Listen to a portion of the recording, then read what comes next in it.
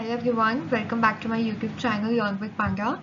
Today we are going to study about anti-defection law, like why this law came into force, okay, क्यों इस law को लेकर आया गया, what was the reason, क्या advantages हैं, क्या exceptions हैं, and what are the criticism of this law.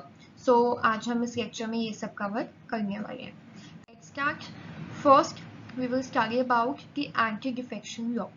Okay, it refers basically इस law को क्यों लेकर आया गया. There was a phrase given. एक MLA था जिसने this is the MLA of Haryana.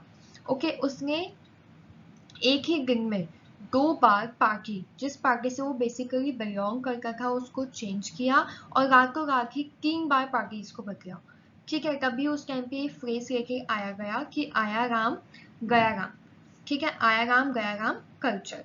Now what happen, क्या बेसिकली क्यों इस लॉ को लाया गया. Suppose this is the MLA जो एक पर्टिकुलर पॉलिटिकल पार्टी से बिलोंग करता है. ठीक है, अब इसने उस पार्टी को छोड़ दिया. रीजन कुछ भी हो सकता है. रीजन ये भी हो सकता है कि कोई डिफरेंस ऑफ ओपिनियन हो जिस वजह से इसने पार्टी को लीव किया. रीजन ये भी हो सकता है कि जिस पार्टी से ये बिलोंग करता था वो उसका इलेक्शंस आए, पार्टी जो कि वो हार गई एंड इसने डिसाइड किया कि अब मैं इस पार्टी को छोड़ के उस पार्टी में शिफ्ट हो जाता हूँ जो पार्टी जीती है. ठीक है, तो जब ये सब देखने को मिला तो राजीव गांधी की गवर्नमेंट थी उस टाइम पे जो राजीव गांधी के वो प्राइम मिनिस्टर थे, वो लेकर आए एंटी डिफेक्शन लॉ को, ताकि जो ये पॉलिटिकल डिफेक्शंस हैं, जो ये पॉलिटिशियंस करते हैं कि पार्टी को लीव अप करके दूसरी पार्टी में चले जाते हैं, ठीक है, इसको प्रिवेंट किया जा सके. And this was bring in the year 1985. Okay, now if you know कि ये बेसिकली लॉ है क्या, तो 52nd अमेंडमेंट एक्ट ऑफ 1985 डिस्क्वालिफिकेशंस बताता है एंटी डिफेक्शन लॉ की. दैट मीन्स एक पॉलिटिकल मतलब एक पॉलिटिशियन को कब कहा जाएगा कि आप डिस्क्वालिफाइड हो on the basis of anti defection law. ठीक है, जब एंटी डिफेक्शन लॉ लाया गया 52nd अमेंडमेंट एक्ट के थ्रू ऑफ 1985, तो देयर वर 4 आर्टिकल्स जो कॉन्स्टिट्यूशन में और एड ऑन किए गए. साथ में 4 आर्टिकल्स के साथ और क्या ऐड किया गया, 10th schedule. We have 12th schedule in our Indian constitution. So 10th schedule belong to the anti-defection law.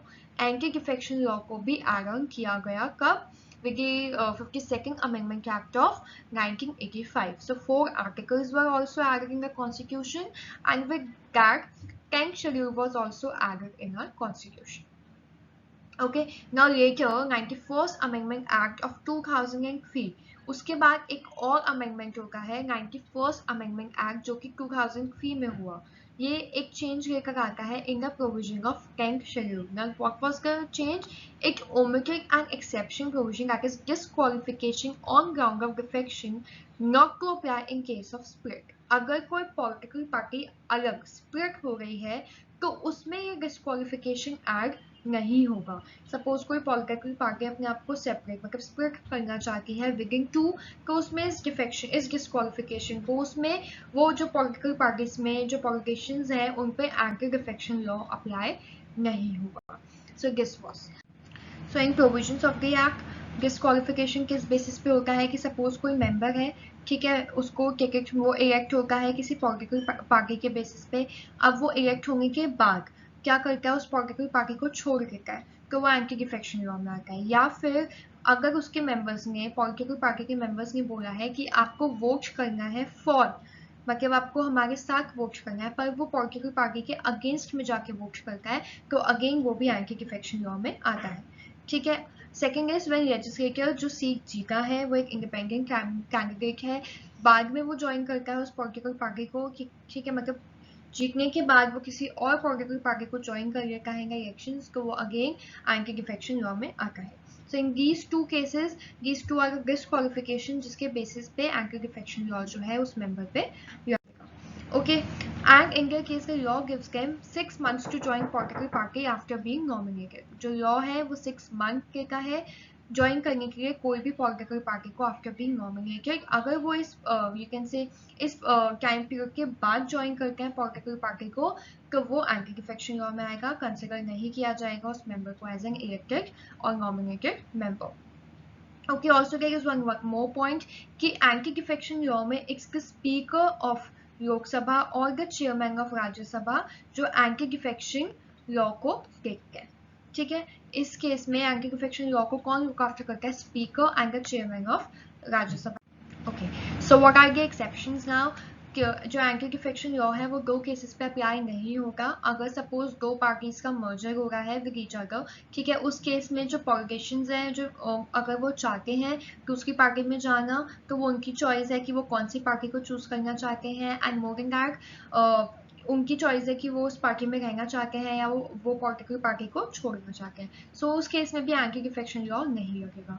Second is, अगर कोई मेंबर इलेक्ट हो जाता है एज अ प्रिसाइडिंग ऑफिसर और वो वॉलंटियरली अपनी मेंबरशिप गिव अप कर देता है फ्रॉम द पार्टी, तो वो भी एंटी डिफेक्शन लॉ में नहीं आता। ठीक है, now what are the advantages क्या है? ये ग्रेटर स्टेबिलिटी लेकर आता है, बिकॉज पहले जो था पॉलिटिकल पार्टी अनस्टेबल हो जाती थी अगर जो मेंबर थे वो अगेंस्ट चले जाते थे एंड अपनी जो पार्टी है वो चेंज कर लेते थे।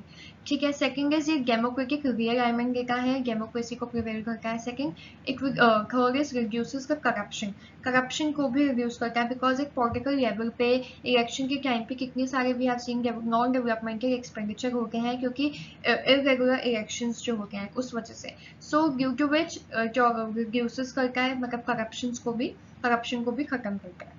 After that, it gives for the first time clear-cut constitutional recognition. Finally, anti-defection law को 52nd अमेंडमेंट के थ्रू लेकर आया गया इंडियन कॉन्स्टिट्यूशन में, जिससे एक क्लियर कट कॉन्स्टिट्यूशनल रिकॉग्निशन मिल गया है। ठीक है, सो दिस इज समथिंग 102 जो आर्टिकल है, ठीक है, वो बताता है about this anti defection law and all this. ठीक है, so these are the advantages. अब क्रिटिसिज्म क्या है इस लॉ का? कि ये डिफ्रेंशिएट नहीं कर पाता बिटवीन डिसेंट एंड डिफेक्शन, कि अगर किसी पॉलिटिशियन ने पार्टी को छोड़ा है तो वो डिफरेंस ऑफ ओपिनियन की वजह से छोड़ा है या फिर अपने self you can say benefit के लिए। ठीक है, एक बैन ओनली रिटेल डिफेक्शन, ये सिर्फ रिटेल डिफेक्शन को बैन करता है, not legalize wholesale defection. Suppose कोई पॉलिटिकल पार्टी है, उसमें से बहुत सारे मेंबर्स उस पार्टी को लीव करके दूसरी पार्टी को ज्वाइन करते हैं, तो उसको एंटी डिफेक्शन लॉ पे नहीं लेके जाया जाता। इट्स जस्ट अगर एक मेंबर पॉलिटिकल पार्टी को लीव अप करके दूसरी ज्वाइन कर रहा है तो उस पर एंटी डिफेक्शन लॉ मेजर उसमें अप्लाई होता है। ठीक है, so this is also, it does not provide for the expulsion of legislator from his party for his activities outside the legislature के बाहर जो भी you can say activities होती हैं उसको भी रिकॉग्नाइज नहीं करता। ठीक है, after that there is a discrimination between an independent member and a nominated member is illogical. अगर एक इंडिपेंडेंट मेंबर ज्वाइन करता है पार्टी को तो उसे कह दिया जाता है कि वो डिस्क्वालीफाइड है, लेकिन वही एक नॉमिनेटेड मेंबर को टाइम दिया जाता है कि आप विद इन 6 मंथ कोई भी पार्टी को ज्वाइन कर सकते हो, तो वो अंडर एंटी डिफेक्शन लॉ नहीं आया जाएगा। ठीक है, it's wasting of decision making authority in the presiding officer is criticised on 2 grounds. अब ये भी कि जो प्रिसाइडिंग ऑफिसर्स हैं उनके ही हाथ में पूरा है, लाइक जो स्पीकर है लोकसभा का एंड चेयरमैन ऑफ राज्यसभा उनके ही हाथ में है एंटी डिफेक्शन लॉ के बेसिस पर डिसाइड करना। ठीक है, अगर मतलब they only control this law, so इसको भी क्रिटिसाइज किया जाता है। So this is all about anti defection. I hope you like this lecture. So if there is any query, you can comment below in the comment section. Rest I will upload the PDF on my Telegram channel. You can take it from there. Thank you.